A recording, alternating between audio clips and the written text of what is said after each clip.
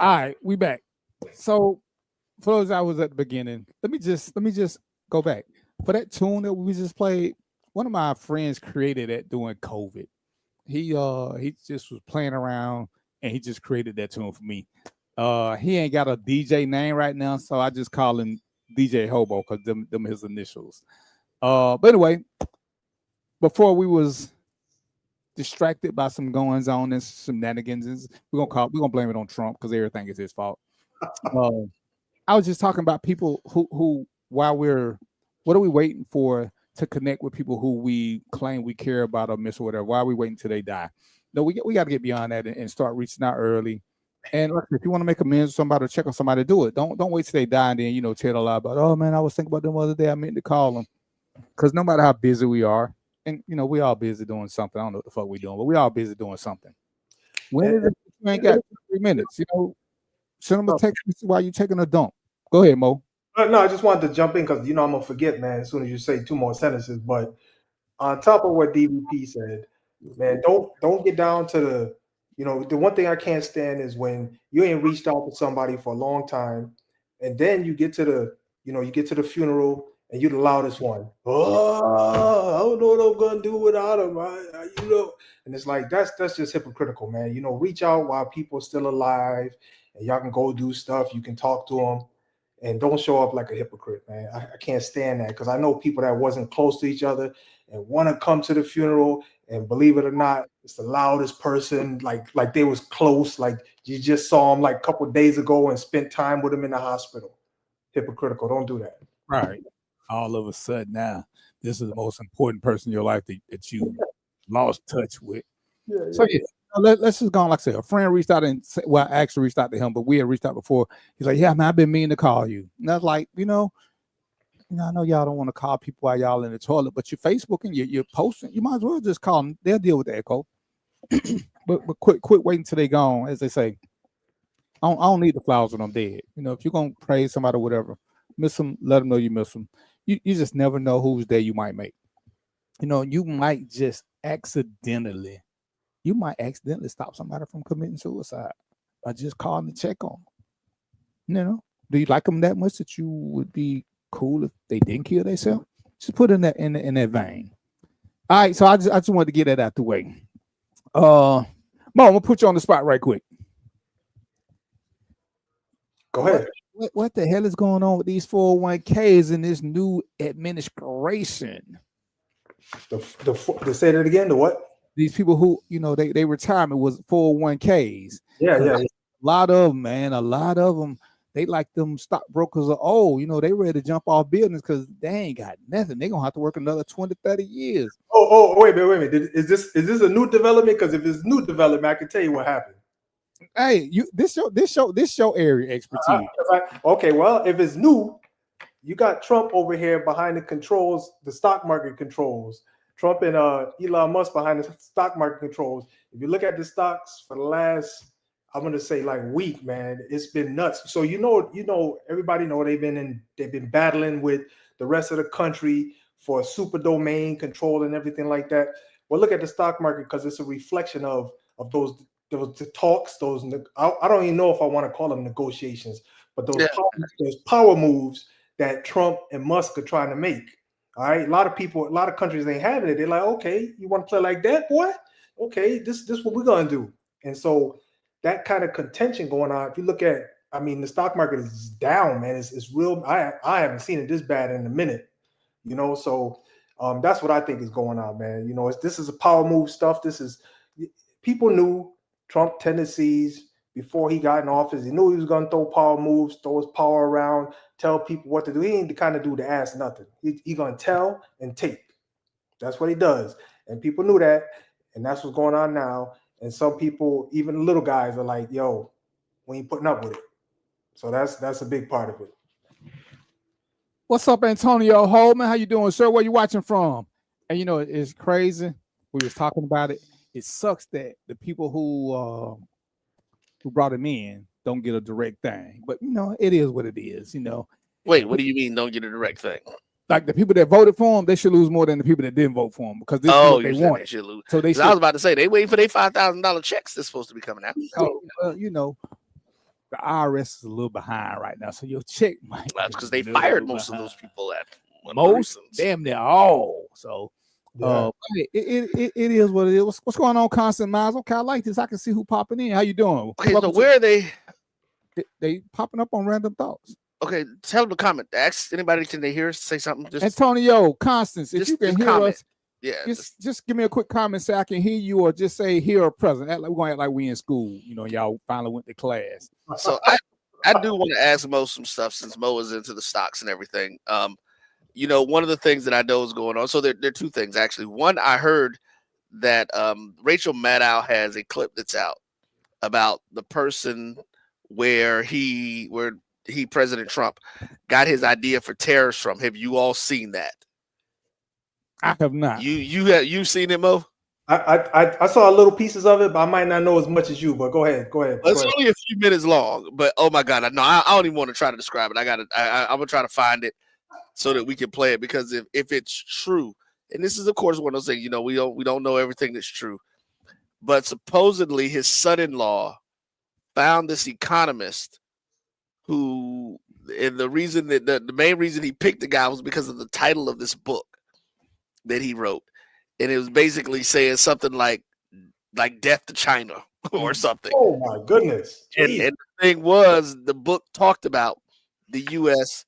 putting tariffs on us. So Christopher saw it. And the thing that gets to be hilarious about all of this, Rachel and them did their due diligence and stuff, and apparently the guy doesn't even exist. The expert that supposedly, oh my god, the guy that's supposedly the expert who this other guy has quoted actually doesn't exist.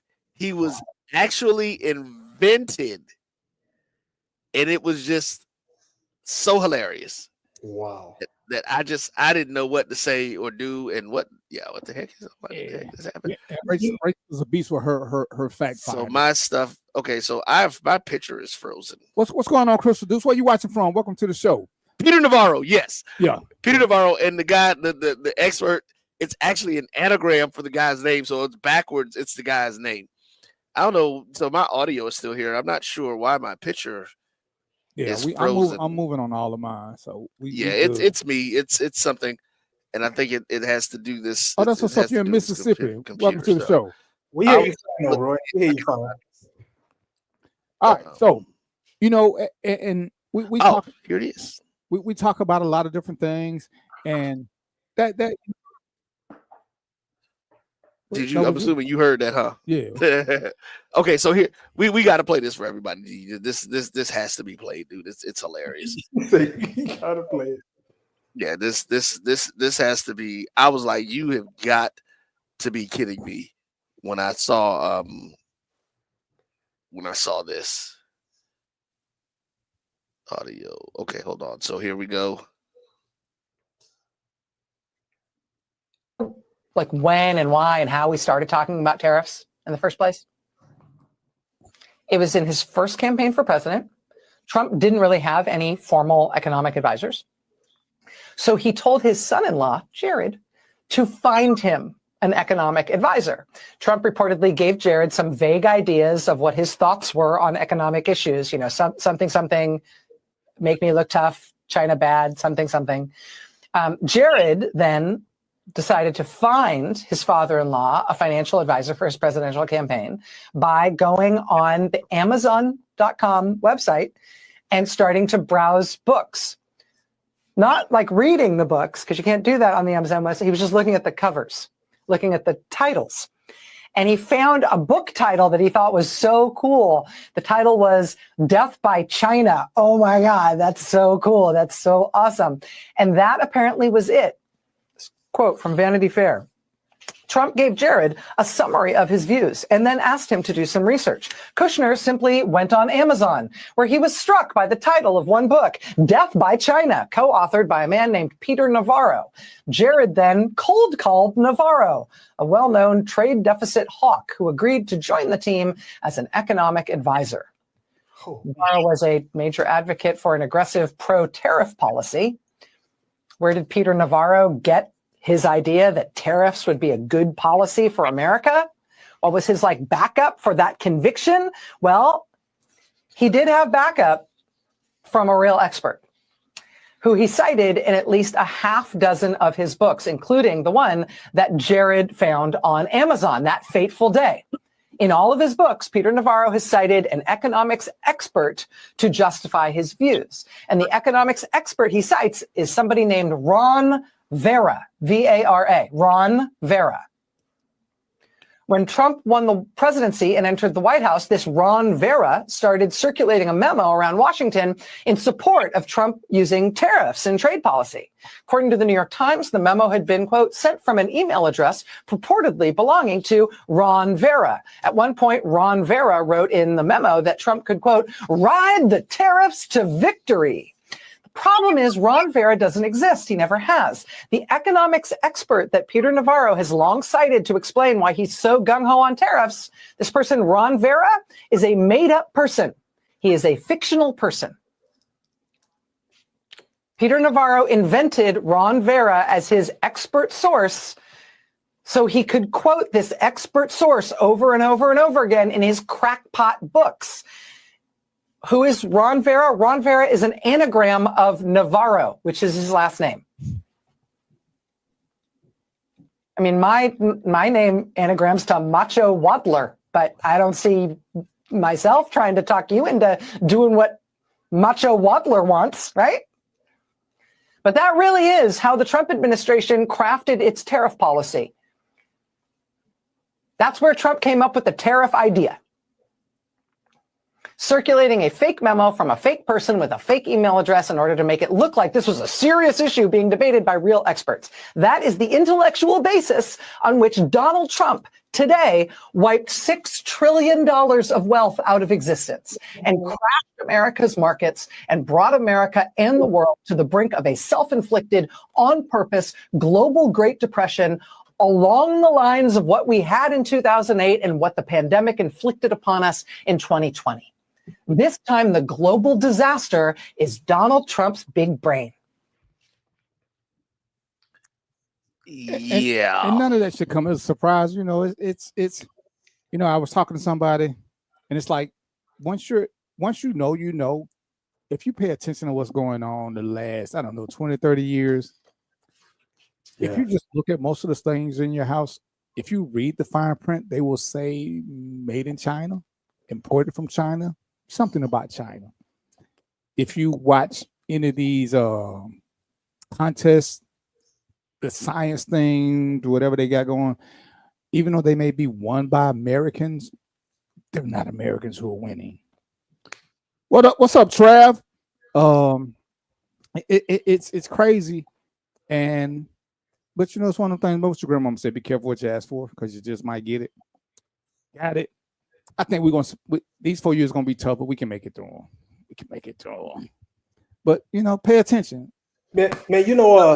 What's interesting, Roy, that you brought that up is that I don't claim to be expert on this stuff, but you'll probably know. You guys probably know a lot of stuff I'm talking about. But there have been many times in politics where these fake conspiracies have been used to somehow cause disruption in politics. I know one, for example, was a lot of the stuff that Hillary Clinton was throwing out there about wars. I mean, and they do this all the time. And if you're not like I don't know if I want to say a student of politics, or at least somebody who will do some research, you might just buy that stuff, so it's this.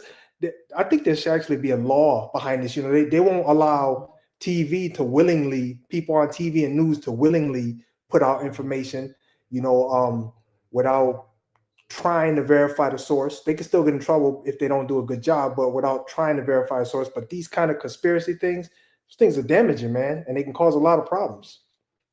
Yeah, so they're called dog whistles. That's the term that they use for them. Because if we can't actually hear dog whistles when they're being blown because of the high pitch and the frequency that they come out at. But it's crazy, man, when we hear this kind of stuff. And so, like I said, I'm gonna assume that Rachel and them did their due diligence on that. I don't know anything about that particular situation. That guy, I do want to try to do some research. I've been busy the last couple of days, but that's crazy. If this is where you're basing this from, and the thing that we have to realize is that everybody else is already in the process of creating trade agreements with everybody else, and they're now leaving us out. They're not engaging with the United States in this stuff. And it's going to be I get what at least what his stated reasoning was. Sounded great. We're going to put these tariffs on these companies so people can start back buying more American products and getting this thing. That's supposed to be the thought process behind it. And to that point, even Ford is supposedly now giving Americans their employee pricing. So the prices that employees pay, your average American is supposed to make it cheaper than what the retail is, which is ridiculous anyway, because the cars are already way overpriced for what the technology has gotten to as far as what it costs them to create them. But I mean, I don't know. This is going to be interesting. This year, I'm going to give it the first year before I really get too critical on anything. I don't know what. I'm not an economist. It doesn't make sense to me, his philosophy. But hey, I'm gonna assume it's at least one person in his cabinet that's a better and a smarter economist than I am. So let me say this, because to your point, Roy, it might not even make sense. Sometimes it's just they, as you well know, sometimes at those levels they just do things with their own reasoning, not some consensus or thought out, process. Because, and I'm saying that because I spent some time in corporate, and one thing that I learned being in corporate is that you can't just and this is on the books. I'm not saying that all companies adhere to it, but this is on the books. On the books, it says that, if you're, let's say me and you, Roy, we own the same type of company. All right, let's say we do, I'm just gonna do something simple. Let's say we just do real estate, for example. And we got different products for our real estate companies. There's and like I said, there's a expectation that we both do what they call fair business, right? So I can't have somebody kind of come into your business undercover, steal your ideas, steal your projects, information, come back over to my company, give me some of it, we modify it and make a similar product or something like that. That stuff is not supposed to happen. It might. I'm not gonna put it past Americans. It might, but it's not supposed to happen. So they're supposed to have fair market and fair trade. What we're seeing right now with Trump and Monk, I'm gonna call him Monk. I like that. With Trump and Monk, what we're seeing right now, they're trying to violate fair trade and fair market, and that's why everybody else is getting upset and saying, "Okay, y'all want to play it like that? This is what we're gonna do." You know what I mean? So, but that's just not supposed to happen that way. It is, but there's gonna be some consequences. Well, and the thing is, I don't know why people are surprised we saw this. So that's the kind of thing that just kind of mystifies me. If you know I'm a serial killer, why are you surprised that I'm killing people? It ain't like we've never seen this before. That baffles me. We knew what was coming. He said he was gonna do some things like he did last time, so we know he lies. So when people say, "I'm surprised this happened," why can't you be surprised? Hold on. So this is one of the things that I talk to people about, that people have to realize that Trump actually did. Trump, and that's why I said I want to give it a year, because I want to see what the actual ramifications for his actions are. I mean, we got to remember it's only been 3 months since he's been inaugurated. In 3 months he set records for stock lows. Well, 3 months, right? But not all that, a lot of that stuff records happened. But here's the thing: the one thing that we can say he did is 90% of the stuff that Trump talked about in his campaign that he said he was going to do, dagnabbit, he did it. He came in and executive ordered the world to death. Let's try. But hold on, 7%. But let's hold on, because here's the issue. Come on him and grab a seat right there. That's what I did. So the thing is, what Trump did is he realizes that 95% of what he did is going to go into the courts. It's going to get turned over. Now, see, this is where the media issue comes in. We're going to get all of the smoke, all of the noise about him signing every executive order there is. Everybody is going to cover that. Guess what nobody's going to cover? The stuff when it gets turned or overturned in the courts. That's going to be on the back of page 3, up under the scores for the pickleball behind the Cherry Blossom Festival. Roy, name 7 things he said he was going to do. He did that. He said he was going to do. Name 7. That he said he was going to do. You He said said he was going to end DEI. That's 4 right there because he did it in 3 different places. He said he was going to release the people that the January 6 people from last time. He did that. He didn't run on that now. Yes, he did. Just he didn't say no. He was asked. He said he was going to. He was asked. He didn't run on it.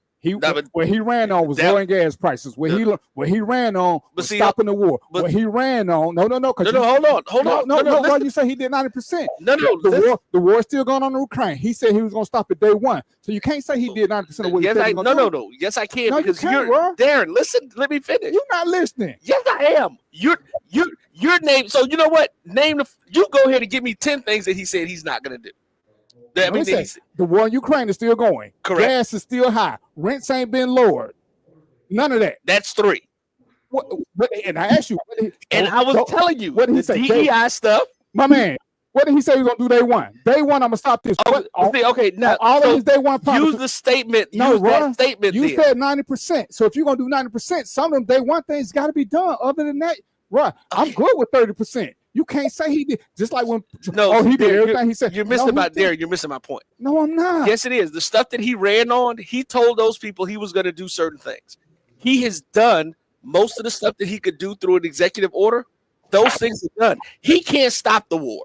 He tried to. But what did he run on? And he said, I'm going to stop it day 1. Do you think anybody really believed that he was going to be able to stop his boy from going in there and invading another country? Did he? Yeah, because he said him and Putin, they kissing buddies. Look, he did it. Look, he tried to stop it. No, he didn't. Yes, he did. He brought the president of that country. Meet with them to the 3rd week. You said day. See, you keep going back to the day 1. He tried to do it. He tried to do it, but he tried to do it in the most asinine way that you could ever think by telling the guy who his buddies went in and invaded his country. He's like, you know what? Just go ahead and give up. That's what he wanted him to do. Is the war in Gaza over? No. Dude, see, I guarantee you, if you go back and look at a lot of stuff, that's why he has done so many executive orders. Because all of those executive orders that he did, those were things that he was saying during his campaign that he was going to do. He can say he did them, even though my point is he can say he did them, even though he knows that most of them are not going to stick. Because he can't legally see, and this is somebody was talking about this the other day. I was watching C-SPAN, I think, or something, and they said the thing that people have to remember: he does not make laws in the executive branch. That's what Congress is for. Now, as much as his people in the Republican Party are kowtowing, bending over, kissing the ring, call it whatever you want to, they are not going to actually make these laws to stop all this stuff and to make these changes, these sweeping changes that he's trying to do. Because they've got control. They can do it. All this stuff can be done. Now, they have done several things. I think that I can't remember which 2 they did pass, 2 of the major ones that they passed last week, actually. But he's got to get there. But, see, stuff like that, I didn't, and I'm going to tell you, Darren, why I didn't count the stuff like you talked about. Like, especially the war stuff. Because he ain't got a damn thing to do with the war. That war ain't got nothing to do with America. We ain't fighting in it. We ain't sending no resources over. We ain't doing that. Because that was the first thing he did. He stopped sending the resources over. So he got us out of the war day 1. He can say that. He got us out of the war. He didn't stop it, though. Because Putin is like, yeah, no, okay, whatever. You say what you need to for your people. I'm still taking what I want. And so he's doing that. And gas prices. This is, and we've had this discussion before, Darren. this is one of the problems with the electorate. President actually has very little to do with the damn gas prices. That ain't the point. You can't give him 90% if he ain't say what he done. That's why I say you keep switching. I say specifically he ain't done 90%. You keep trying to tell him other things. You cannot get to 90% of things he said he was going to do. That's all I said. That's why I said you ain't listening to me. I ain't saying he ain't heard stuff. you.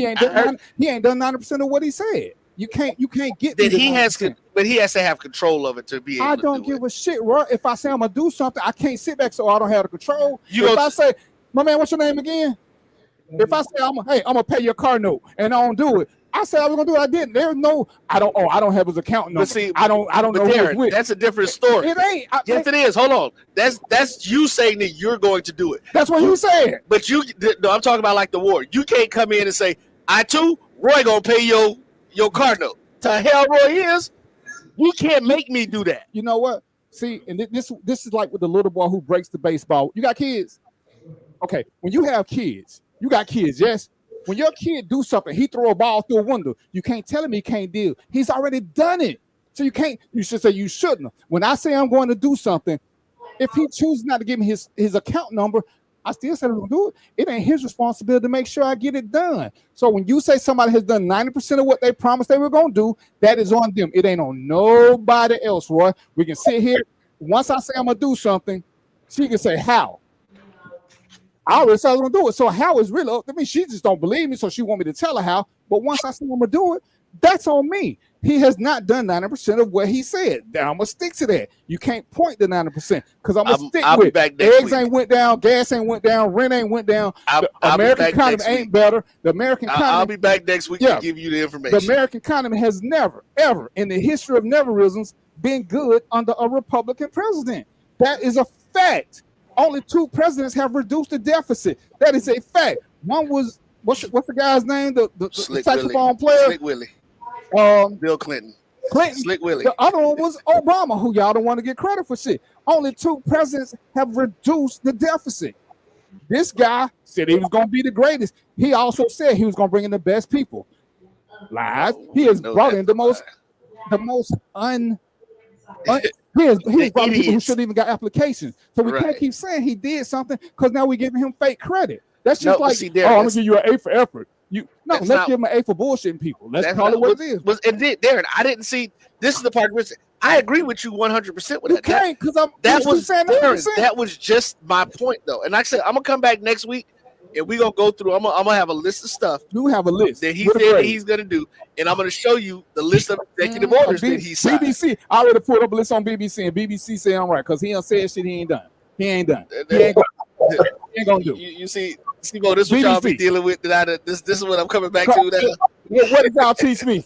That's why I have 3 screens so I can pull up shit during the conversation. But that's my point. That's why I said BBC say he ain't done it. What is BCC? What is BBC? What did they say? What did they say? He ain't reduced prices. When I win. But Derek, you keep talking about the same 5 things. Which means he can't be at 90%.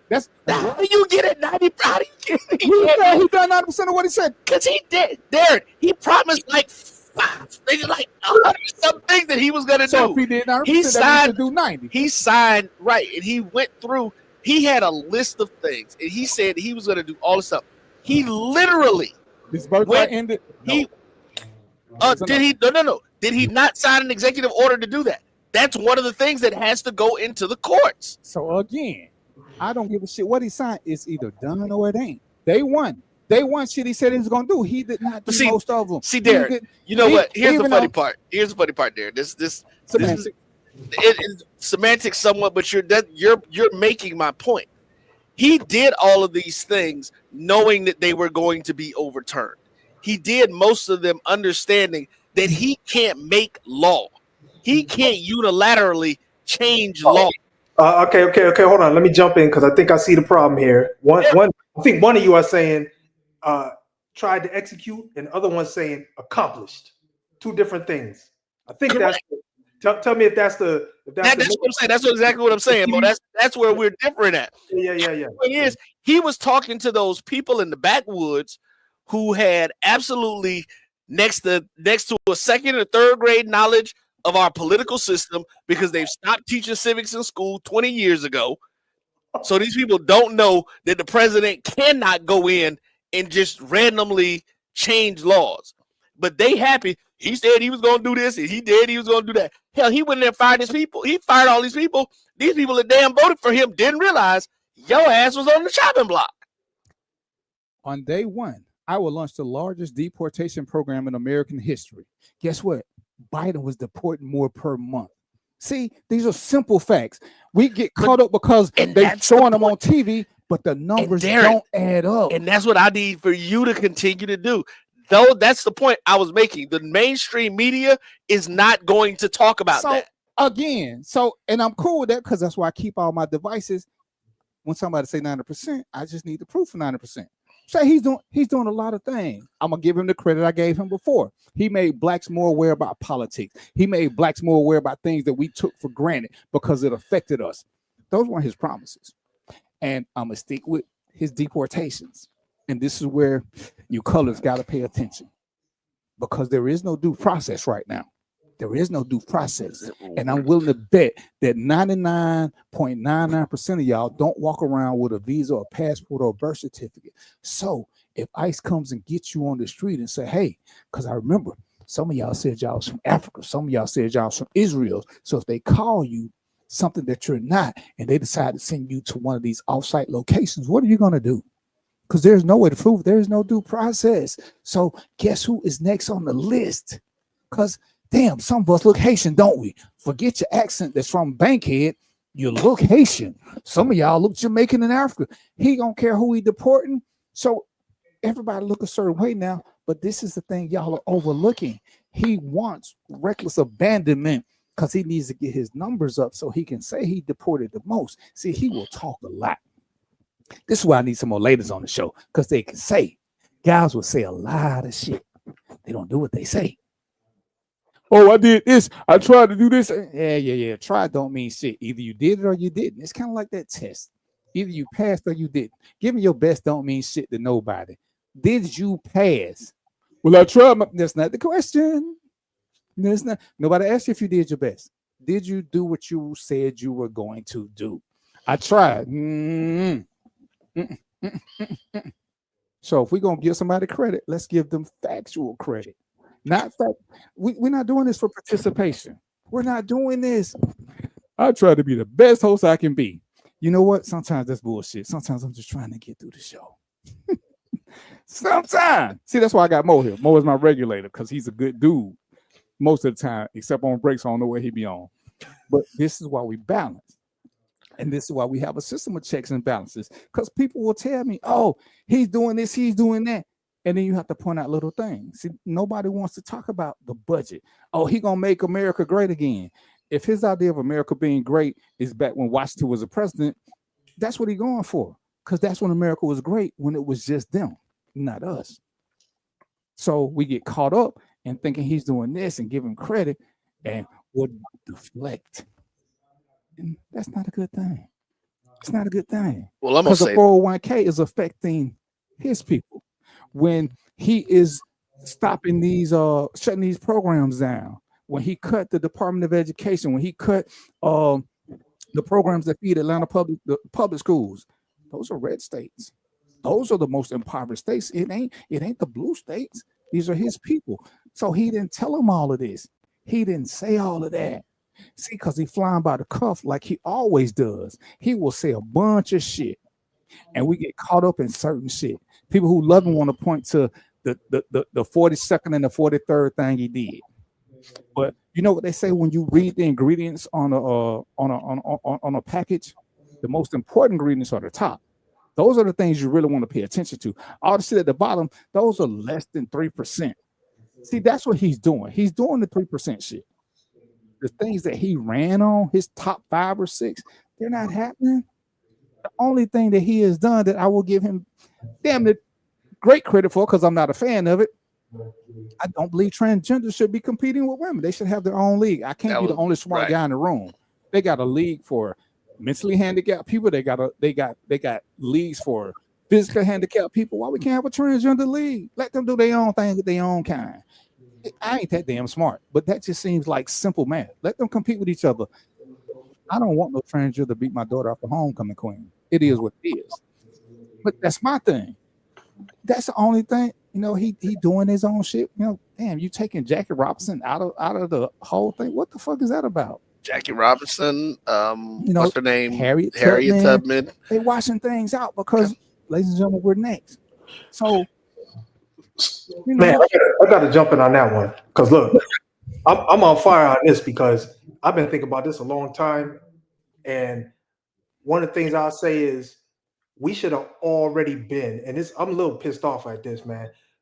And I'm not the change maker that can do it, but there's people out there who can do this. And I'm saying by now we should have had our own damn structures and give recognition how we want to give it. Because everything that we do as far as recognition is concerned is embedded with the white infrastructure. You know what I'm saying? So Rock and Roll Hall of Fame. That's black people are in the Rock and Roll Hall of Fame. We should have our own stuff, man. You know what I'm saying? We don't. What's the rap? We should have like a rap Hall of Fame. Just that. You know what I mean? Just our own stuff. R&B. Just the R&B stuff. We don't have. There's no R&B Hall of Fame. But we people of color keep looking for a leader. When we had one, we didn't support him because we didn't understand politics. There was a ton of things that Obama couldn't do because he didn't have the Senate or the Congress. We didn't understand politics. And that's why I hate when people say, oh, he didn't do this, he didn't do that. But he did create the act where it's a hate crime to kill black people. So we don't give him credit for that. That came from him. Whether we like ACA, that came from him. And Trump can't get rid of it for shit. So we keep saying, so when somebody comes and does something that benefits us, we as a race like to nitpick and say what they didn't do because the colors wanted him to do something about child support, which is not a presidential thing. The colors wanted something else. And it's like we talked about before. As a group, as a collective, we have to narrow down our top 10 things that we want and get somebody to speak. And when the time comes, let that person speak. But I can't let my number one be the majority's number one. And when we say, oh, somebody ain't doing this, we had Jesse Jackson, FRAUD. You had Al Sharpton, FRAUD. But when somebody comes in, hell, the original BLM crew, FRAUDSs. When somebody comes in, we don't like the right people that we don't know. First of all, it's like that last dumbass boycott. Let's boycott Walmart, Target, whoever for one day. Dude, if a business didn't go under after COVID, you boycotting them for one day ain't gonna mean shit. And if you're smart enough to realize you don't shop there enough to make one day matter. But even if it did, we said by the day before or the day after. So that one day boycott didn't prove shit. But it sounded good because it came from people who had followers. Oh, we can't never get together and do something. So let me just add this. So first of all, let me just respond to what you just said, DVP, because if you look, y'all know I do stock market stuff. If you look at the graph, look at the graph, the data's there. If you look at the graph, it will not align with this one day boycott garbage. Okay. Matter of fact, you can't even call that a boycott. I don't know what the hell you want to call that. A sit-in. I'm gonna call that a sit-in, a one-day sit-in. Sit-in mean you gotta leave home. What was that? Sit-in mean you gotta leave home and go sit there. They ain't finna do that. Oh, that's true. Okay, I got you. Yeah, just not shop a computer or a credit card. Yeah. So I'm boycotting Chanel. I don't shop at Chanel, so they're not gonna miss my one day of not going. Right, but we like symbolism, and that's what we get. Because anytime something happens, well, we just gonna pray about it. How many times this kumbaya shit we gonna recognize it don't work? Yeah. It don't. But we keep doing it as people hurt us and harm us. Oh, well, we just gonna pray about it. Well, I read your book, and those of y'all that know I'm not a Christian. I read your book.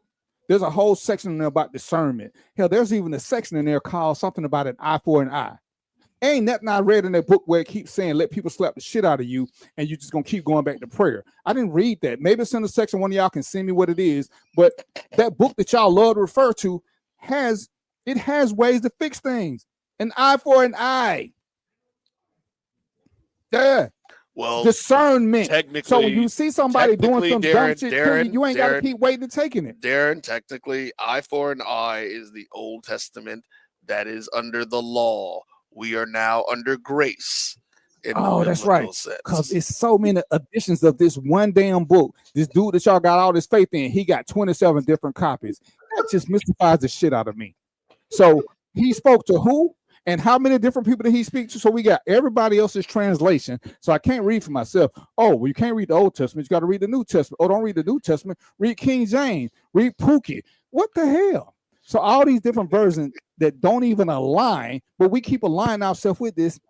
And I'm just thinking, for real. Who in the hell had an ink pen back then was writing all this shit down? Because he said a lot of shit. Can you imagine sitting there with a hammer? They are not. Stop with your damn Flintstone references. They were not chiseling all that stuff.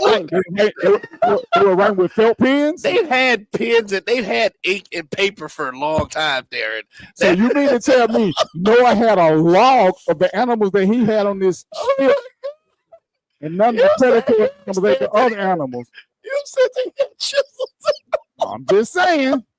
So anyway, because I don't want y'all Christians in my damn inbox, because y'all know how I feel. If you're a good Christian, I respect that. But I read portions of the book just so I can have to talk about them.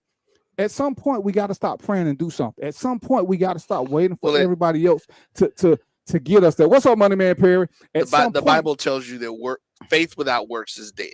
So the Bible actually tells you that you have to actually do something. The Bible also says something about sacrificing my son. But if I say that in a court of law, that's why I killed my son, guess what they're going to do? They're going to put me in prison. So it's amazing how this whole little book thing works. No. It tells us how Abraham was sacrificing his son. Because who told him to? Nowhere in the Bible did God say, DBB. Who told him to? Go get your boy and strap him up there. Look, y'all. I think both of y'all just need to get locked in the room and pay some damn tithes. Hey, man. And do what? Pay tithes. No, he did. You missed the reference. Marvin Sapp locked the doors of the church until he raised $40,000. And guess what?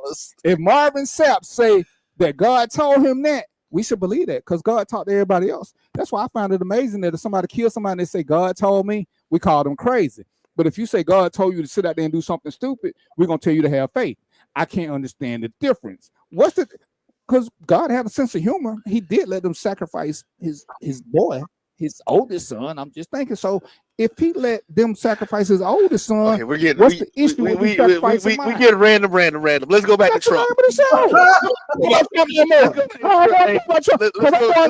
7 o'clock. At 7 o'clock, I'm going to relationship. Let's go back. Going to relationship. Philip is actually on the way in. He's almost here at the building, so we're gonna actually take a break and get him set up. I'm done with Trump, because I want y'all to give me some good shit. Because like I said, I got 3 phones. I'm pulling up shit as we talk. I forgot I had been on the show in a long time. I really forgot. Russia, no, this man. Come on now. Yeah, come on now. Look, like Trump said, I did this. This is all on me. Y'all can't see my pseudo studio audience. You know what I'm saying? One kind of know me. One just met me like 34 seconds ago and shit. But during the break, I'm asking what they think, because they laughing. I don't know if it's laughter or if it's like, damn, what's up? So just know, if we get struck by lightning, I shouldn't have said nothing I said. And if we don't get struck by lightning, then hey, maybe you should listen to me. Man, and I'm in my window. You're hilarious. Come take me to a break. So we come back. We're gonna talk about some relationship, because I got a question. I got a real question, because I got a bunch of people I ain't never seen before. We're gonna cut the lights off. We're gonna do some after dark questioning. Go on, take me to a commercial. I gotta find a disclaimer. No problem. I'm gonna say it. Since 2002, Empowerment Resources, Inc., a nonprofit organization, has empowered more than 1,500 youth and adults in Duval and surrounding counties. Through its programs, Journey into Womanhood, Girls Mentoring, Life Skills for Teens, and Parenting Education Coaching. To get involved with programs, volunteer, or donate, visit www.empowermentresourcesinc.org. Follow us on social media, facebook.com/empowerment.resources and Instagram.com/empowermentJAX.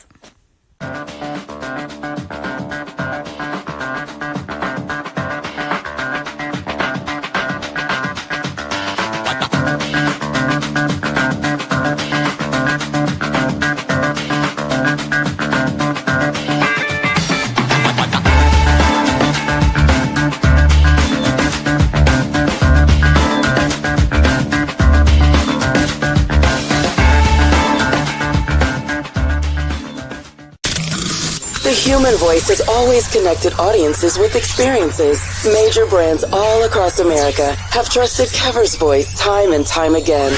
Conversational, powerhouse, intelligent, and sincere. That's the voice you need for your creative marketing process. KeaversVoice.com. Kever's Voice, Kever's Voice, KeversVoice.com. Always on, all the time. It's never too early to plant the seed, to share the tradition, and instill a sense of pride in your HBCU with your little ones. HBCU Pride and Joy Children's Boutique helps you share your school spirit with a wide selection of adorable kids apparel and accessories officially licensed from your favorite HBCU. Visit hbcupridejoy.com and follow us on all social media at HBCU Pride Joy on Facebook and Twitter. When it comes to professional learning, teachers deserve better. From the leader in online learning, Stride brings you the Stride Professional Development Center, an on-demand library of mobile-friendly courses that gives teachers choice and flexibility, allowing them to learn anytime and anywhere. Our dynamic courses provide bite-sized learning and help educators advance their knowledge while also gaining professional development hours. It's time you take charge of your learning.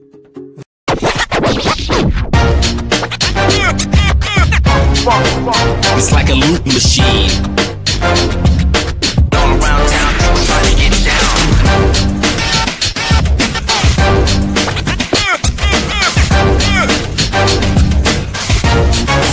It's like a loop machine.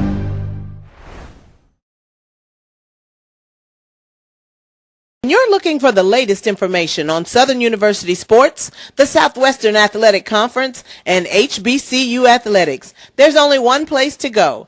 Tune in to the Carlos Brown Show, exclusively on the Black College Sports Network. It's never too early to plant the seed, to share the tradition, and instill a sense of pride in your HBCU with your little ones. HBCU Pride and Joy Children's Boutique helps you share your school spirit with a wide selection of adorable kids apparel and accessories officially licensed from your favorite HBCU. Visit hbcupridejoy.com and follow us on all social media at HBCU Pride Joy on Facebook and Twitter.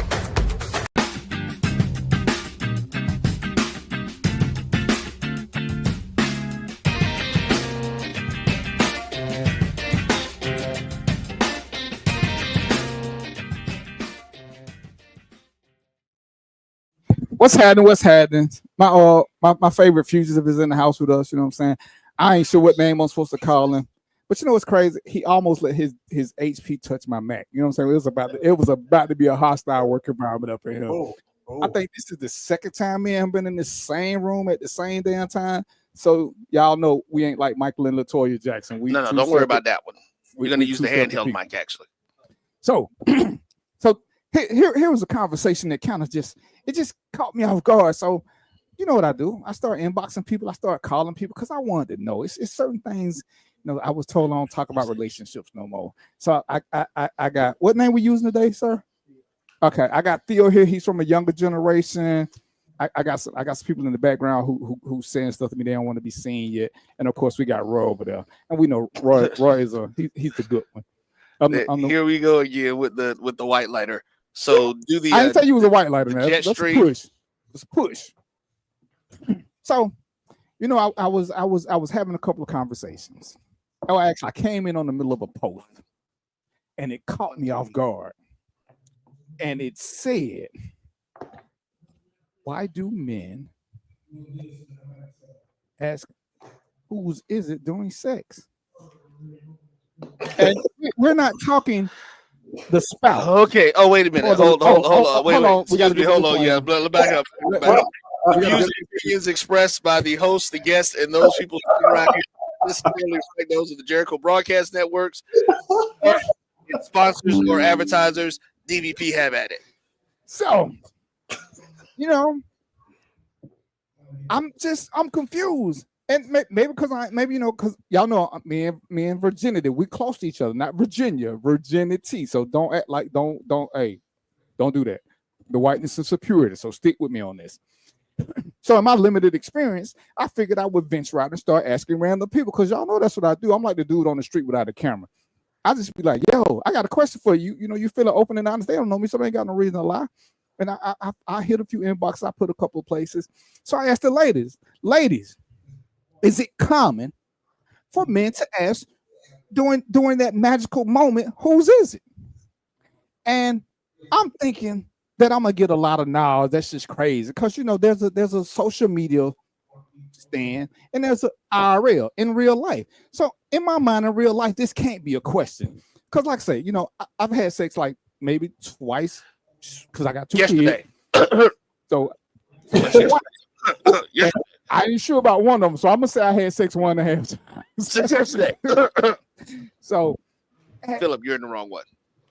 it was amazing to hear women saying that this is actually a common question from non-husbands or steady boyfriends. So you know how I feel about the fragile male ego, because it is a true thing. I've learned that from dealing with some of the guys. What's this question? Is it really that y'all don't know? And just for clarity, because I'm well-rounded and I'm always seeking information, I even asked this question in some lifestyle groups. And for those of y'all don't know what a lifestyle group is, it's where people believe in sharing their partners. So we got guys who are sleeping with somebody else's wife asking whose is it?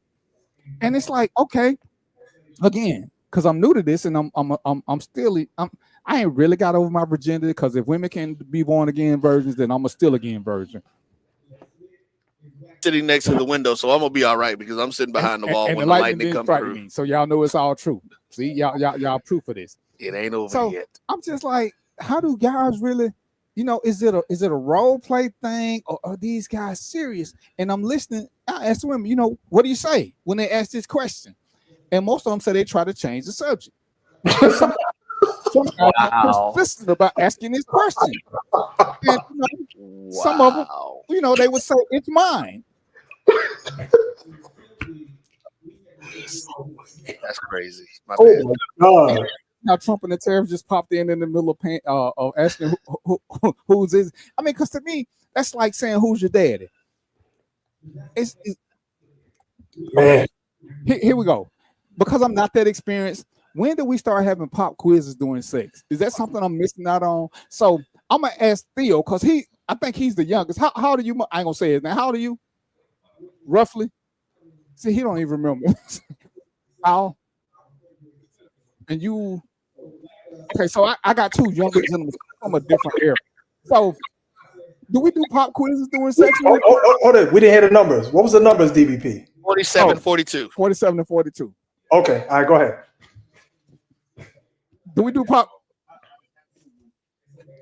Microphone. So we got somebody off the microphone. You know, we do not do that. We got. Is that because you around how old? Because I ain't supposed to ask a woman how old she is. You over 40 and under 50, right? Okay. Is this a pop quiz kind of thing that happens during sex?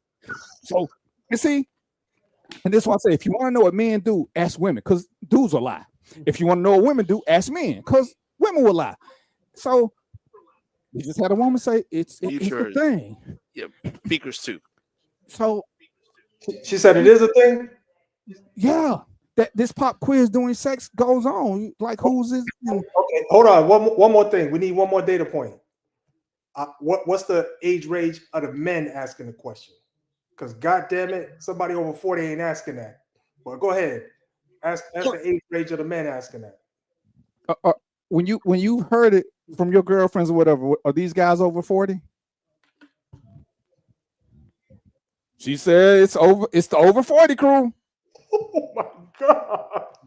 Well, I'm you know, and maybe because I'm practical. I mean, why would a 30-year-old be asking who's your dad? Or even who's his a hell, they ain't even got their own apartment, so then they know it ain't there. Young boys say anything, man. You know that's how it is. But it's us, Mo. From what I'm hearing, it's us who's doing this. Man, we can't. Don't put us in that bag. Right. The whole us. No, if you want to say it's people in our age range. I mean, you know what I'm saying? That's sensitive. God, dog. And like I say, just the conversation going on with it, because I'm watching these conversations in a couple of groups where I saw it pop up. This is what made me so interested about it, because I actually started reaching out. I'm calling people who I know will talk to me and tell me their truth from their experiences, and I'm trying to talk to women who are free about their experiences. I don't want to talk to the one who's been married 40 years, because when her husband asked her, go ahead and stroke his ego and say it's yours and you my daddy, yada yada yada yada yada. But for these guys who just one night stands and hit the quitters, how does this happen? So I should have told Theo that this was gonna be one of the questions, but I'm like, shit, he can handle stress, and he got a shirt on that he won't give me, but I got a pistol today, so we might get up with that shirt, and he bigger than me, so I know it'll fit. Because I'm gonna say this right quick, and we already gave the disclaimer. My mama told me you can get more with a smile and a pistol than you can with just a smile alone. So I'm wanting this shirt, and Phil be like, "Oh man, somebody asked." I'm sorry, Theo say like, somebody asked me, I just gave it to him. So we're gonna see. Theo, can I have the shirt? You can't have this one. See, you got one. Send me your address. I'll send you one. I can just come to your house and get one. I mean, we ain't got to mail no shit. I don't have any left. Okay, now y'all heard it, so we're gonna wait on this. But Mo, I want you to reach out to your people and check, man, because I need a cross section of this. Like I say, I asked some white women, I asked some black women, I asked some young women, I asked some old women, and the consensus was this happens way more than dudes are admitting to. Were you asking why? Did you ask why as well? Did I ask who why? No. When you asked them what they say, did you ask them why as well? Why? No, why? They ain't asking. The women ain't asking the dudes why, they just laughing and they trying to change the subject because they don't nobody want pop quizzes doing sex. I mean, I'm assuming. No, what I mean is their own speculation on why this guy is asking me that. Why the hell are you asking me that? Most of them to feed their ego. Well, yeah. Listen, we know that this is the thing, and again, I think it is something that you hear that we've heard from younger generations, and during sex, those who like to be vocal during sex. Okay, I'm gonna end up switching out with you. Give me a minute. Some people like to be vocal, and it's funny because I was another thing, and I know this is crazy because it's gonna really make it sound like I spent all day just scrolling down Facebook. It's like the 2-3 times that I have been on Facebook, I've found these videos, and so there's one that I saw recently said where it had two couples, and it has what happens when both people in the relationship are cheating. And so the one girl left the one house, called the guy from the other house, "Hey, I'm leaving. Let's meet." And then when she left, her boyfriend called the other guy's girlfriend and said, "Hey, she gone for a couple of hours. Come on by." So during what was supposed to be the sex time, both of the boyfriends are saying the same thing. "Your boyfriend don't hit it like this. Do it. Your boyfriend don't hit it like this. Do it." And so it's like really, this what y'all do? And it was younger people, right? And it was like me Tarzan beating the guts unlike anybody else, right? And that's why it's the ego thing. The train is slowing down. You know what I'm saying? So that's where you start throwing coal into the fire. Get the train moving. You know what I'm saying? Ask those questions. Get the feedback. Yeah. Okay, we got some. Full-time job. You got a job full-time. Your employer not asking you if you got another job. They assume that you're only working for them. So that's my position on it. While you clocked in, it's mine. But while you clocked out, I don't know what you do. But who the hell go to work saying who signed my check? That's all I'm saying.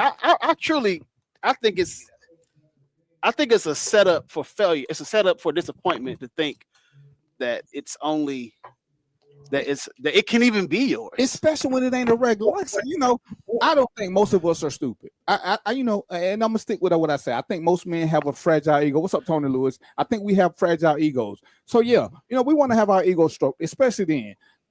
But as my friend Jimmy Count would say, know your personnel. When you ask this question, fellas, it needs to be your woman if you're wanting a positive answer. She gonna tell you most of the time. Man, I don't need. She gonna tell you what you need to hear. If she's your woman, if she ain't your woman, you are putting yourself at risk. And I hate to say this, but if I'm being honest and fair, ladies, you might as well answer the way he wants you, because some guys can't handle the truth. So you don't want to say, just imagine hitting it, and he's like, "Whose is this?" And she said, "Tyrone." Oh shit! That's somebody calling 911. But what do us men be saying? Oh, just tell me the truth. Tell me the truth. No. Tell me my truth. Tell me my truth.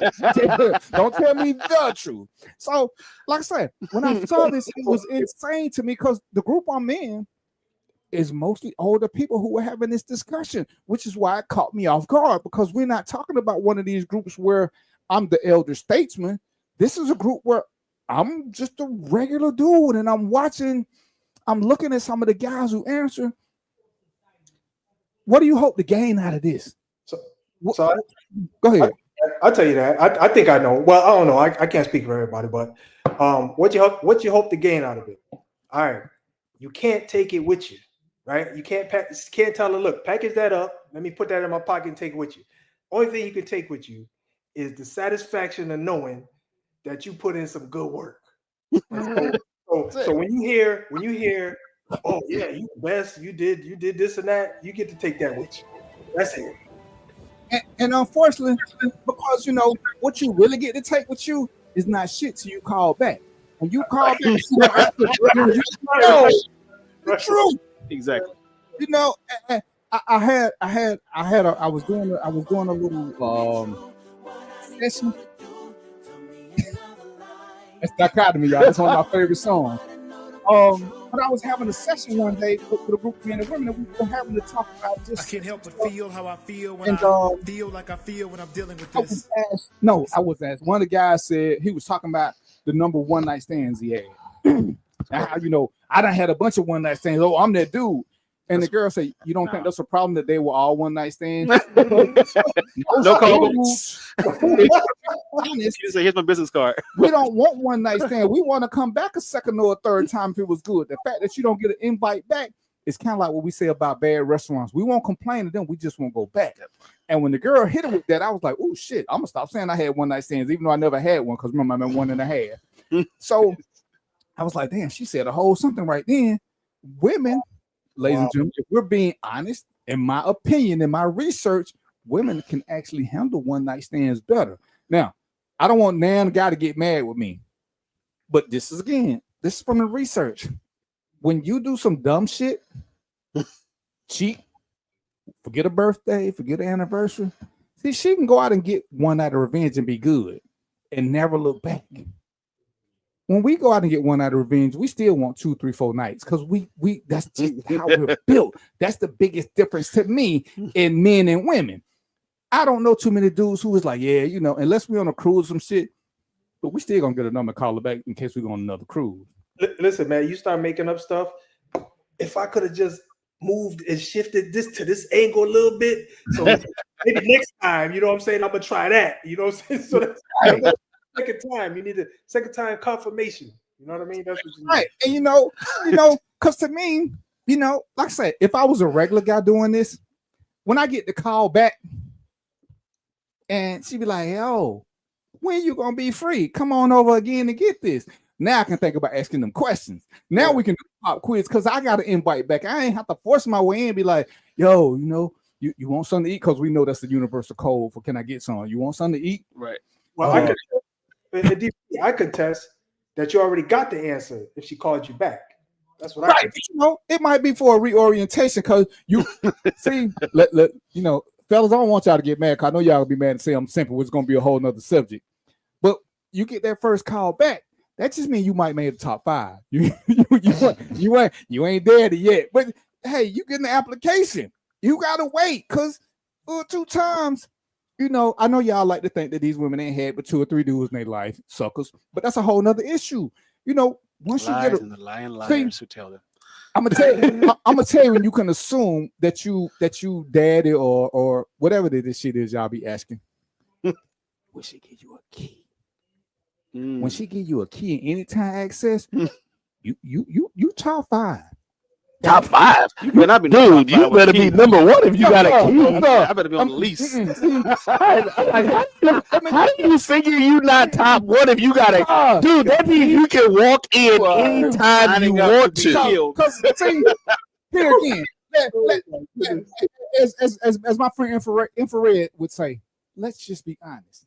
So, and I ain't gonna get y'all to talk out loud because some of y'all voices might sound a certain way. But if you think about the one person that you had the best sex with, 9 times out of 10, that person was crazy as hell. That's why y'all had the best sex, and that's why y'all ain't together. So understand, if you become number 1, that means your ass is psychotic, and you playing. Okay, here's another one of those disclaimers. This is DVP. We live in his life. I gotta agree with him on the crazy part though. There's a correlation there. This ain't. Remember, I'm at 1.5. So when I ask people, them away from their partner, the person that you had the best, just most. Well, you didn't mind rug burns, pull muscles, none of that shit. And I see these people when they reflect, and I say, "Why ain't y'all together?" The response is pretty much the same. That motherfucker crazy. That's all. And it's never the they start doing this, and so I start paying attention to how. You know what I'm saying? More crazy. The sex was great. The relationship sucked, but the sex was great. This is men and women who telling me this, so I'm just like, well, damn. So D, how you not giving that person no key? That's what I'm saying. You don't want to be the best. You just want to be top 5. So that way you got. Dude, I'm still, you know what? I'm still baffled on the top 5 getting keys any damn way. You gotta explain that to me. I ain't say the top 5 getting keys. I say you are in the top 5. In the top 5. You good enough to be memorable, but when you number 1, you might as well go on and look for that eviction paper because it's coming because you crazy as shit. This is that DVP logic that I'm in. Dude, I'm sorry. I'm not giving anybody a key that I don't want access to my house 24/7. Did y'all hear what I said? I said when she gives you a key, not when we give her a key. When she gives, it's the same thing. Oh no, it ain't. No, y'all. So you got somebody that's agreeing with you on that. Got different standards. I ain't giving nobody a key until I put a ring on it. I want to look left, but I don't want to look left because I don't want no drama. But I'm just saying, and like I said, when I start having these conversations, it's crazy how much people start telling you when you look like you're open to conversation. And like I say, the standard answer was that person at the very top was crazy as hell. It was something about them that made them not long-term partner potential. You enjoy the moment. And you know, people sit around, that's why you can't ask people in mixed company, because if they around their partner, they gotta say what's going to not get them in divorce court or not get them hit across the head. Men and women both. But when you get them apart and you see that it ain't a smile, it's a smirk. Because they realize all the shit that came with it. They kind of miss it, but they don't miss the aftermath. Because with that great sex, from what I'm hearing from the dudes, come broken furniture, come broken glass, the keys getting keyed and shit like that. Y'all just beating crazy ass people. Women, that's what it is. That's why they having great sex. Crazy people. I had some great sex with some non-crazy people. You remember that we talk about the majority. So some people fit the description where they ain't never had to go through this. I played that one too. And so the women are saying that when they had this great sex, the first thing they do, because this is one of my questions when I was dating. How many stalkers have you had? See, if you had more than one, I don't want none. I already know I ain't prepared for that life. I ain't about that life. Whatever you doing, all we're gonna do is we're gonna stay at first base. I'm gonna be Rod Carroll. I'm doing this hitting singles. I don't want. I ain't built for that shit. But like I said, when you having these conversations, and it was just a group, I didn't know most of them, and it just went there, and I'm just listening. I'm like, well, damn.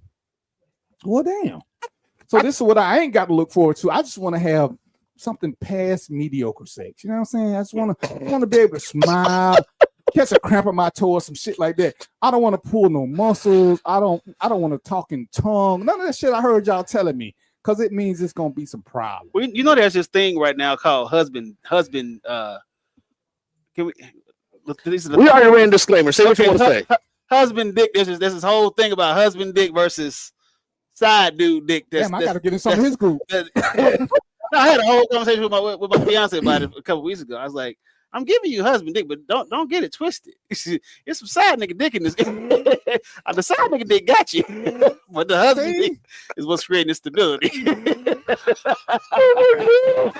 So, see, I'm glad he Get got it that twisted. up. See, but this is what we call hotel sex. You know, the shit that you get at home is and this is why I say, all couples from time to time, y'all need to go to a hotel. That way you ain't got to worry about kids, the kids, the neighbors. You don't, right. Don't nobody know you. Right. Don't nobody know you in the room next door. And everybody get that escape, because I'm old school. I'm gonna put on the Tupac Thug look. Because sometimes you want the carpet burn, you want the headboard bang, you want to knock some shit over. You don't want to do all that at home because it's just don't ask her who it is. Just don't never ask her who it is. Well, I don't give a damn. If you taking her from y'all home to the hotel, you can ask. If you're on the way home, brave, if you're feeling brave, right? Because she may be having flashbacks of Tyrone. And see, this is all I'm gonna say. When y'all feeling brave and y'all getting her to say what you need to hear, don't ask, "Is this the best ever?" No. Just say, "Babe, was that good?" Just stick to specific. Right. Did you enjoy the experience? Right. You know, there are times from what I hear. Again, I'm at 1.5. There are times when it's so good, you stop and pat yourself on the back. You know what I'm saying? You might even get on your knees and give yourself a stand ovation because you put in the work, fellas. I heard women say this, that some of y'all have put in great work. They wanted to give you a clap. So if you did this and she got up and made you breakfast, you did a good job. Or buy you a jumpsuit, a short set. All strong indicators.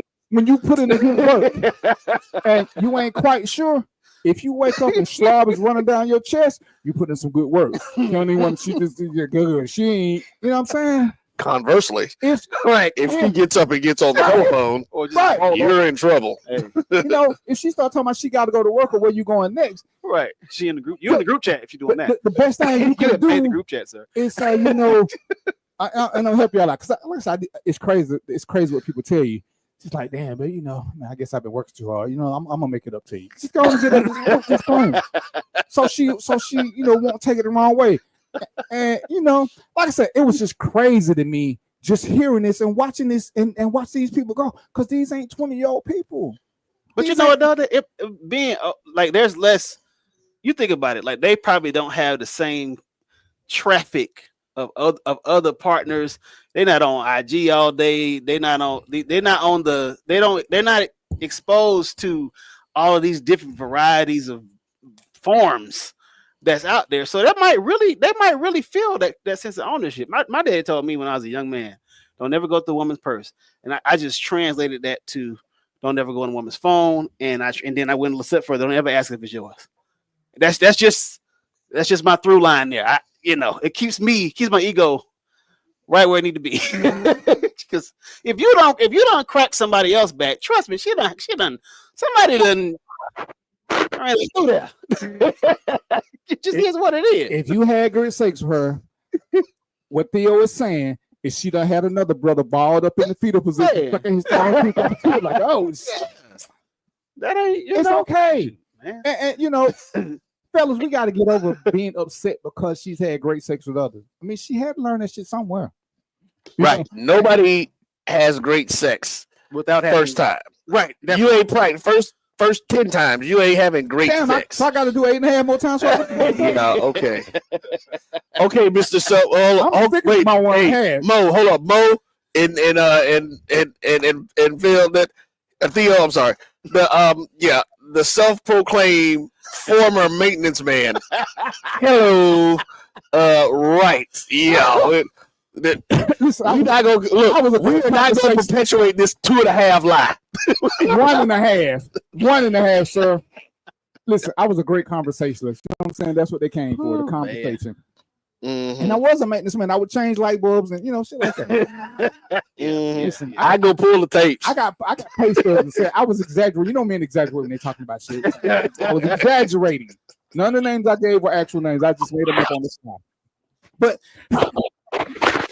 and it's crazy that when we start having these sex conversations and we can have them in an open space where everybody can be open and honest, it's great when you can do it with couples because they can be the couples who are really there. Again, one of the things we do is we don't compare. You never compare yourself to the exes. You let the exes stand in one category. You let you and yours stand in another category. You know that because even if you are the best, which I'm telling you, don't want to be because I mean your ass finna be gone. If they tell you the best, are you really gonna believe them? Well, so that that whole conversation is stupid because right. The thing is that's like because we all got different aspects about ourselves, right? You might like a particular thing about one person, then you might like a particular thing about somebody else. Nobody can judge you. You're your own person, and you kind of decide that on your own. Like you might have one girl, man, I like the way she do this, or you might have another girl, I like the way she do this. So who's the best?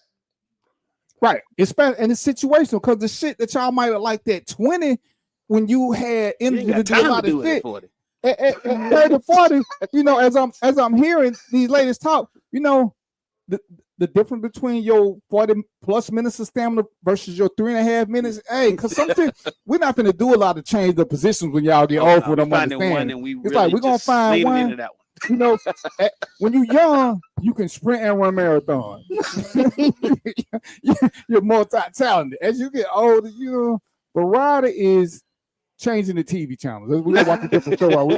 Speak for yourself, sir. Women don't like long, drawn out sex. They're like a good, good 3 or 4 heavyweight rounds, and then we. Unless again, for what I heard, unless you're at the hotel. All night long. 45 minutes to an hour. That's crazy. It's crazy. We got mixed company. And she just over she texts her friend. She's like, I'm here with 3.12 freaking dudes. One dude is, look. I'm gonna have to disagree with you on that. Cause see, I'm not talking about that. I'm talking about the position changing because that actually helps you reset yourself. It does. When you do as you get older, that's like you got to know how to move around, and then you may hit someone away, and she be like, "Who?" So you like, "Oh, you know what?" Right. Got to get the people. They won't. So you gotta be paying. You have to be paying attention to stuff like that. Especially as you get older, you have to pay attention more. Jordan had to develop a jump shot toward the end of his career. You can't just express tomorrow night so I can get some more intel because clearly I'm not as smart as I should be. But I'm gonna work on this. So I got more to talk to y'all. But like I said, it came. But we're trying to. Oh, right. Yeah, bro, I just want to tell you, like with the position change and stuff like that. That's also cramp avoidance when you get to a certain age. That's right. See? That's right. I got to tell you. You got to know your body. So too much of that one motion. Keep a banana on a nice tattoo. All right, so I got three.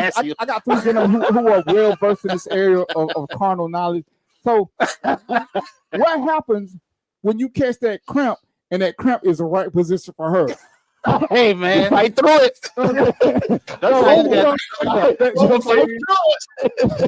sorry, sweetheart. I go to work tomorrow. The right position, and you try to move, she'll be like, no. So you gotta fight through it. Somebody get first in the face. What would you say to that one? It's right. And see, back. That's how y'all know they don't care about us. She said they don't give a damn about us. They were damn if you about to pop them on. So it's like, hey, you better stay in this one position. Look, rupture the hammy after you finish. Complex fracture. Right. That's how God gave you 2 thighs. You'll be out in one on. Right. That's why dudes over like 35, 40, man, we stretching now before anything goes. That's right. You stretch out. This is why foreplay is important. That's what you're doing. While you're doing all that other stuff, you flexing your muscles, moving. You swinging the back. You arching a little bit while you down there handling business, and you doing something right. You doing all that during foreplay. And y'all gotta understand. And look, maybe that's what we need to do. Maybe we need to have a foreplay exercise class for gentlemen to know. Once you get over a certain age, this is supposed to be a PG-11 show. I didn't know it was going to turn this far left. I didn't realize I had Well, before you pull it back, I gotta say this. Of course, I got Dr. Conversation. That's hilarious. And I just met one dude, and I just met this dude, and he is hilarious. I ain't gonna say his name, but y'all can't see him because he won't come on camera. So And y'all can't see her who calling us out. This shit is hilarious. I'm gonna do a whole show where I get to be a guest. I just want to hear some shit. You know what you got? What you got, Mo? no, I was gonna say, man, the conversation kind of parallels, you know, when you're in the gym when you're young, and when you're in the gym when you're old. When you're in the gym, when you go to the gym and you old, everybody on the sideline before the game, what's everybody doing on the sideline? You stretch it. Yeah. You get loose. When you're young, you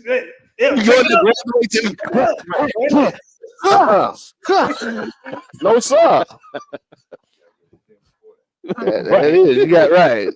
You going in, you got to get in and get your stuff together. You got to make it happen. If y'all got a comment or something, go feel free to inbox. Like I say, because this is I'm still doing some more research. Like I say, I had a couple people who hit me up and shot some stuff because they give me stories, and I'm trying to process. Like I said, because I never thought it would have been that deep a conversation, but it is, and it's for older men. And I'm like, you know, maybe they missing something, maybe they need validation, maybe they doing, I don't know. So I'm asking the women, because when I flipped the question and I asked the fellas, how many times you been doing it? And she said, who's your mama? You know what? Hold on. So let's roll back, because that's something I've since we're on this discussion, I never really got into, like, I ain't never asked nobody who's your daddy, because I ain't him. That is like that's just nasty. Even the thought process. Makes me think of child support when I think of that. I just yeah, we got two different thoughts on what that means. Like, no. Yeah, I mean, where did that come from? Is it somebody black? Remember dating this Spanish chick, and she was like, "Ay, papi," and then, go you know, crazy. Right. She go crazy. You can deal with ay, papi because we're not Hispanic, right? But then you translate that to English, and like, "Daddy, no." That has always bothered me. Like, that is just one of those things that literally just bothers me as it relates to the conversation of sex. Talk about some woman, I'd be like, "Baby, I had one chick. Should I hey daddy? No." I said, "Don't you ever call me daddy?" Because you start, no. I got two daughters and then a bunch of little daughters from their friends. They call me daddy all day long. Listen, man, I know, look, Roy, I get you, man, you know, and it makes sense, but there's a certain point, I don't really care after that. Tell me what you want. I don't care, man. Jose, call it what you want. I just can't do that. That is, for me, I'm gonna be dead out of that. For me, that is a complete turnoff. Yes, yeah. And like that's something. If you know, now I'm gonna get on my dare. You know, if I had been intimate with anybody in the past 3 or 4 years, I would have told them beforehand, whatever you do, don't call me daddy. That's like throwing cold water on the situation. Just like, you just don't ever call me daddy, you know. And you know, I had one chick test that theory, and she ain't never get a call back. Because I was like, nope, because I left. I was like, see, I told you not to do it. You did it anyway. No. Did you finish or did you stop me? I stopped. I can. That's a man of principle right there. That's not principle. That is just nasty sounding to me. I understand you, Roy, because it's like too much mental gymnastics you got to do. Yeah, it's just, I'm like, yeah, nah, man, don't do that. Yeah. That's what I said. The only time that you call me Poppy, because I'm not Hispanic. I got to think about what that shit means. Right. Nah, we don't do that. No, no daddy. That's good. But dude, Darren let him call him anything. I'm 25. I'm still learning how this whole sex thing works. When I get it down, I'm gonna come back and give y'all a report. When I say I got to get to 10 before I can be great. What was that number you gave? Did you say 10,000? 10,000 hours. 10,000 hours. Hold on, I'm 60. I ain't 10,000. I don't know if I got 10,000 hours left. That's how many days a day? What did Richard Pryor say at what was that in Harlem Nights? How about I give you 3 really, really good minutes? But scientific, I think it's like 7 to 9 minutes. It really don't take a lot. Sex don't really last that long in real life. Well, but you know, so we gonna you know what we're gonna do? I got the audience. I got. Let me do what you want. No, we're gonna actually do a couple of polls. I'm gonna send you the link to some polls. I'm gonna actually do the polls tonight. We'll come back for next week. So second half of the show, we'll know what your topic is. We'll let you be random the first half, but we're gonna come back and we're gonna try to get like we talked about before with with the old family. We're gonna try to get 100 responses. Okay, well, get 100 responses so we can make the math real easy. Yeah. The one we got says 79 is bullshit. She fighting. It's safe, but she said 79. She fighting. Chat GPT said 5 to 7 minutes. See, the average time penile to vaginal intercourse lasts is about 5 to 7 minutes. That's for men. But see, that's the issue. I think this is the thing that they're talking about.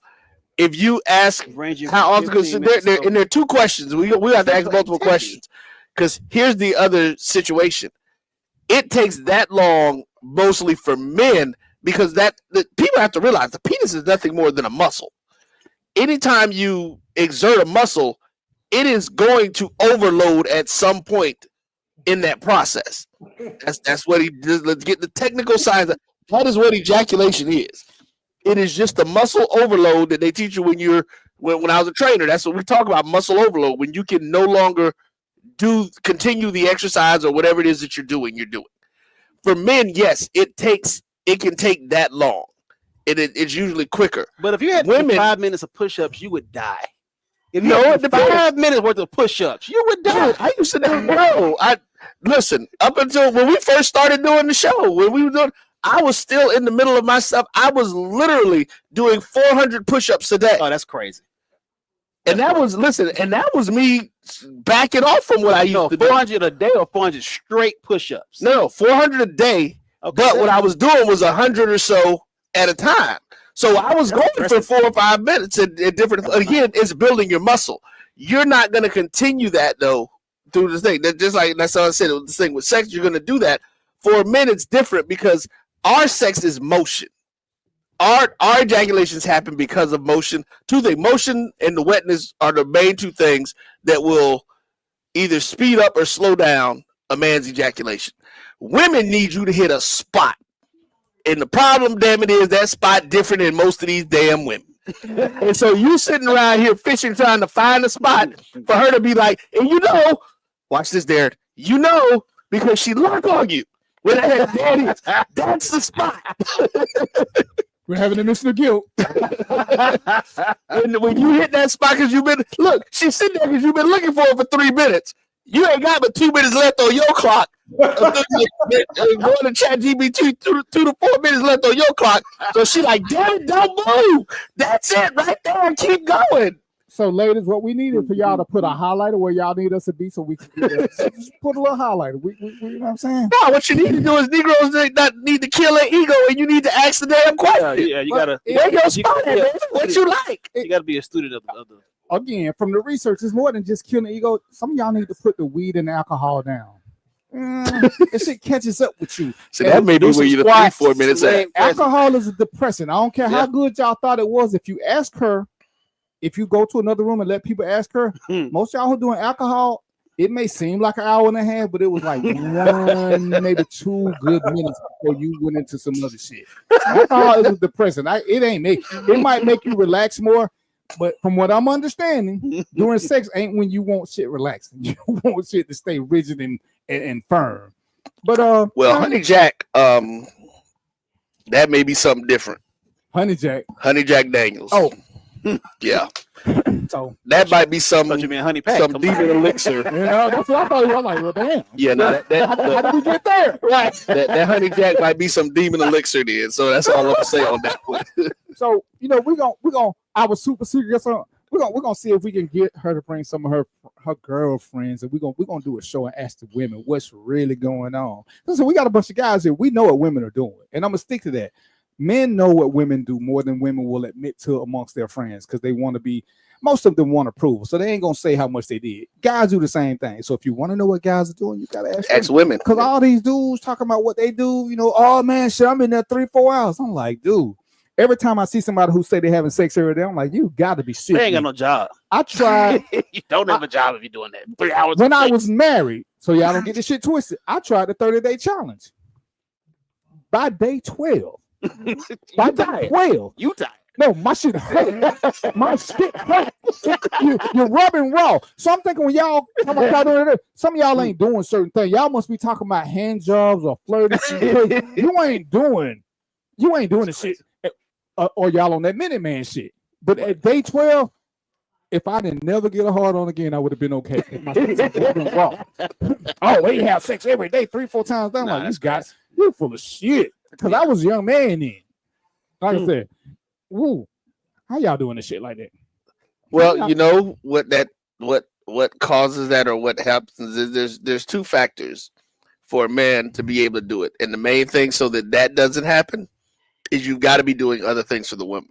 You've got to be making sure that if nothing else, one, she stays lubricated, because that's what happened. But if you're just having sex and then you're not stimulating her in other ways, that will happen.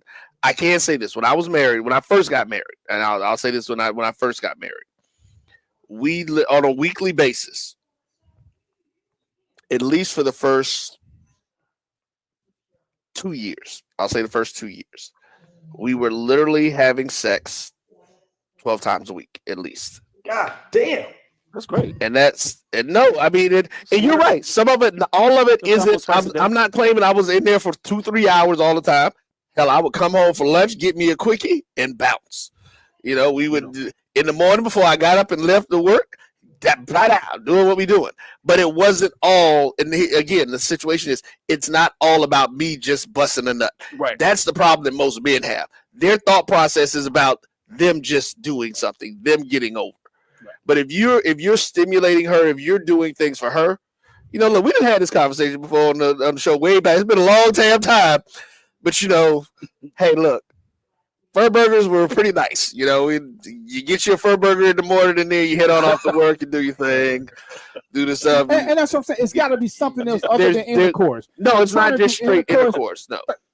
30 days in a row? Good Lord. I say it can be done if you are doing the other things. For men cannot just have sex where he's the only one getting that. I don't care how you gonna rub yourself raw if you. That's why you keep her wet. Once a day for 12 straight days, or just no? The thing was, it was a 30-day couples challenge. You're supposed to try to have sex every day for 30 days. Mm-hmm. So just once. Yeah. So what? How do you pull off once a day? Again. See there, you wasn't doing your. If you doing quickness, you can get it done. But if you're trying to, doing this stuff, you're trying to get. You ain't beating it down once a day though. 12 straight. Maybe that's what I do wrong. You will. Yeah, because you gonna. The purpose of sex is to have good sex. So I want to have good. I'm thinking we can have great sex for 30 days. You're gonna have great sex for 9 days. At 10th day, at 10th day, you're gonna be like, all right, we're gonna do a quickie. 11 and a half. Yes, like I say, Ron already gave the disclaimer. When you go use the bathroom, you're not even touching shit. You don't want shit to touch because it's tender. That happens when she is not lubricated. No, but she can be lubricated. You're doing the friction. Yeah, even with lubricates, you're doing a lot. Then that's the problem. Why you lay on your back, dog? When she do her thing, guess what? There's still friction. Again, no, but if she's lubricated, it shouldn't be an issue. You can keep putting grease on your hands. No. See, that's what you're talking about. Something different. I'm not talking about grease. I'm talking about her lubrication. I'm saying at some point, it's still gonna start chafing. That's still. I don't know. You must have been doing something wrong. Chafing didn't happen until like the third, like Theo said. You try to get to the 3rd or 4th round. That's when chafing started happening because you done rammed it dry. They said 30 days. They didn't say how many times, so I tried to do 30 days, and this shit didn't happen. How many days out of the 30 did y'all get? He said he got to 12. We got 12. For it's like, listen. So was it 29 out of 30, or was it? No, I got the 12, and that was it. So once you got 12, you were just like forget the challenge. Yeah. Yeah, okay. we can start. We can start back. Yeah, we're not gonna make it 12-day challenge. Yeah, we're not gonna make it 30. But it was a 30-day days of sex is amazing. Yeah, it was a 30-day challenge. So yeah, I want y'all to try this 30-day challenge. Tell me how it worked for y'all. You know what I'm saying? Don't be cheating. Don't be cheating. Don't be lying neither. Yeah, no. Don't be giving a 1 minute side. We're gonna do another minute tomorrow. That don't count. Oh, see, now you putting qualifiers on you. You got to put all the rules out there. You can't just. It ain't. Don't count if all you doing is sticking the tip in. That's some bullshit. That's some bullshit.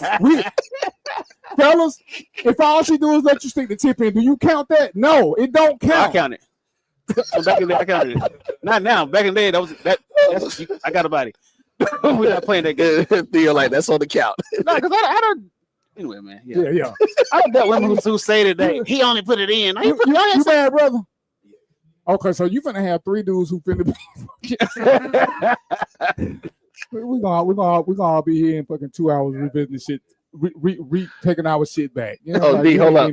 Go ahead. I'm sorry, folks, because Mo on that too. Mo ain't saying shit, but Mo, you involved now. Yeah, what you want me to say, man? Nothing, cause like I said, we gonna all be on fucking what's that lady name who ain't on TV no more? She's dead now. No, the one from Divorce Court. Oh, the good one. Judge, not Judge Judy, Judge Judge Toller. I like Toller. So.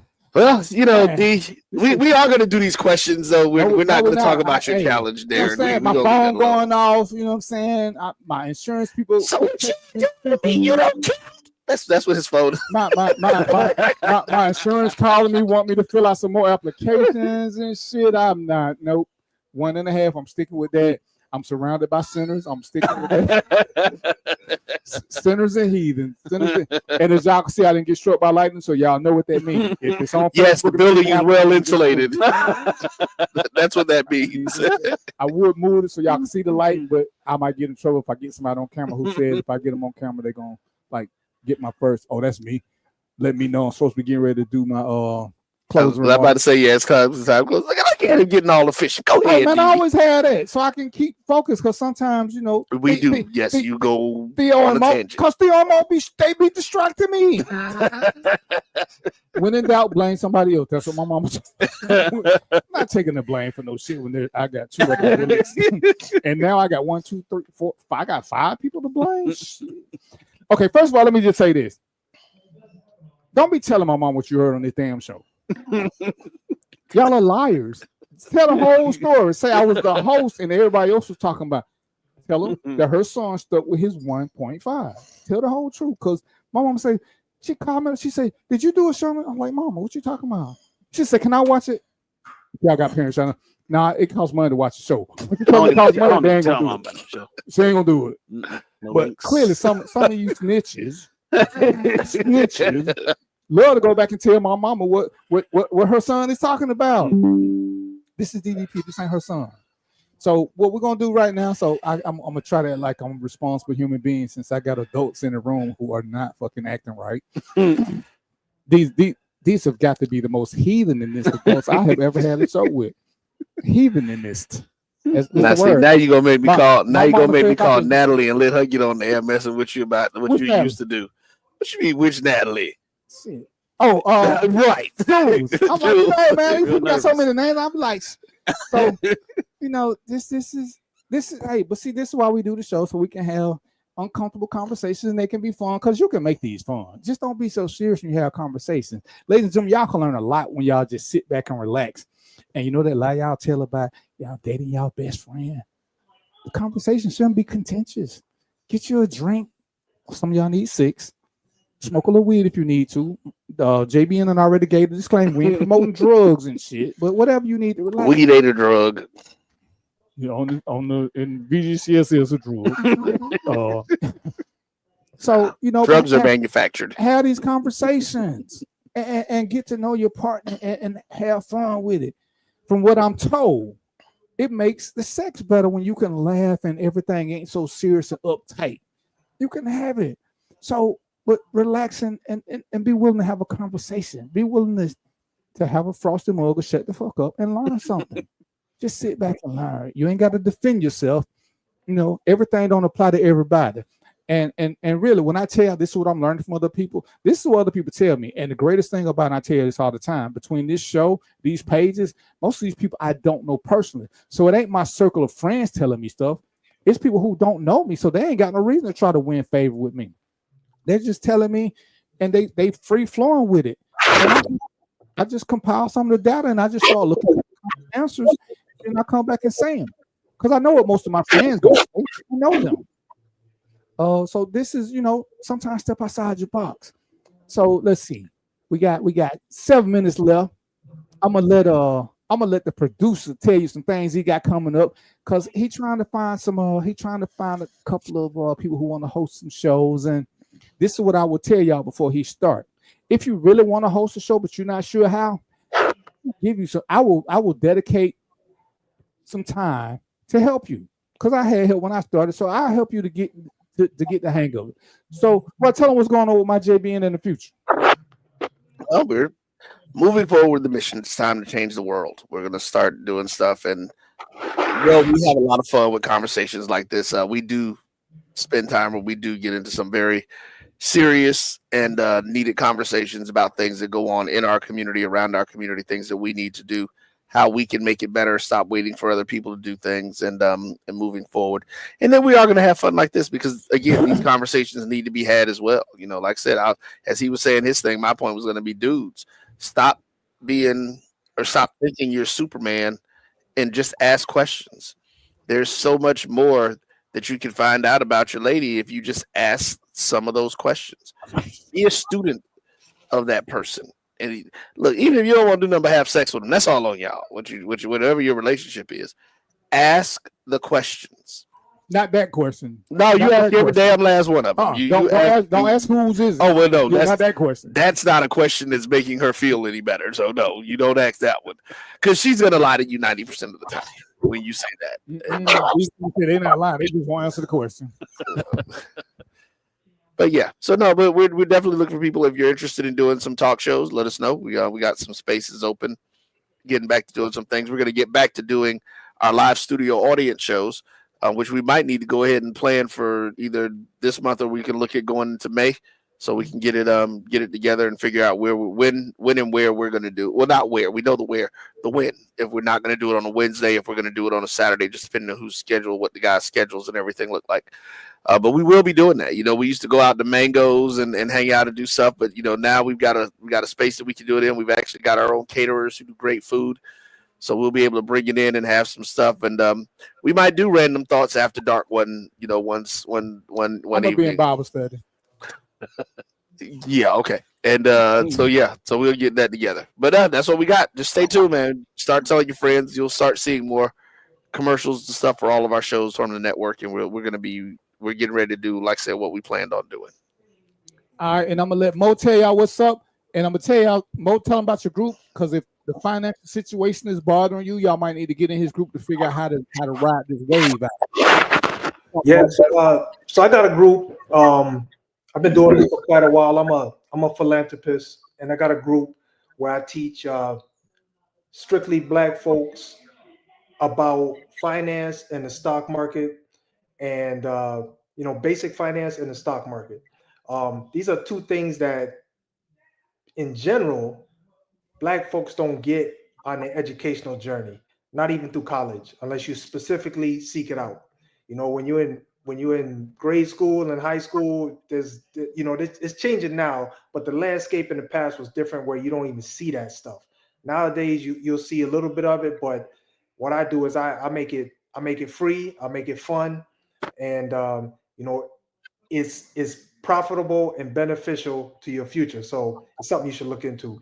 But anyway, the name of the group is Black Money and Finance. It's on Facebook.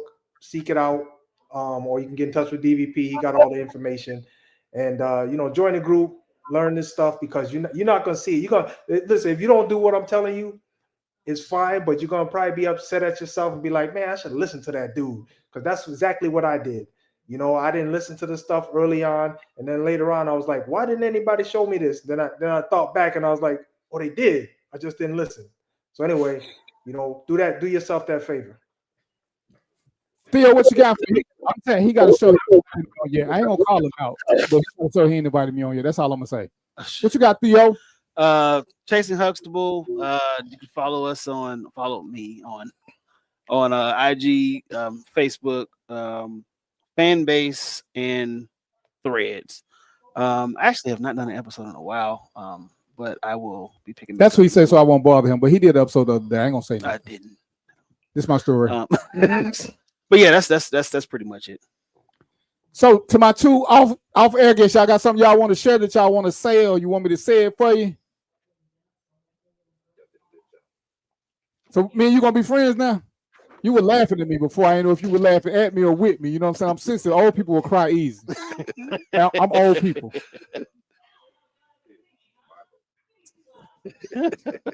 And to the one co-ed in the room who took everything like a champ, and she was telling us that she gonna fight all us when it's over. We do some old 1-2 minute shit.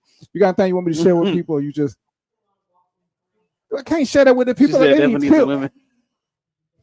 So you gonna bring some women? you gonna bring some women? And all right, so I have committed to coming in the studio at least once a month. So I'm gonna get with her.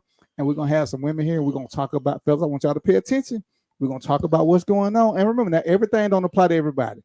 What they say they want. We're just talking about a norm. Say it again. What they say they want. Yeah, we're just talking about what's normal. Like I said, some of us are above normal, some of us are below normal. Don't take none of it personal. We just here to have fun and educate ourselves in the process without being too serious.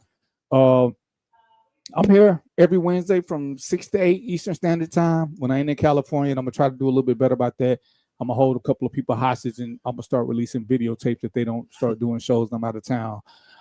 Theo and Mo. I ain't going to call no names, but y'all know how it is. So with that being said, I've drunk all my drinks, so y'all know what it is. Until next week, peace, popcorn, and chicken grease, and we out.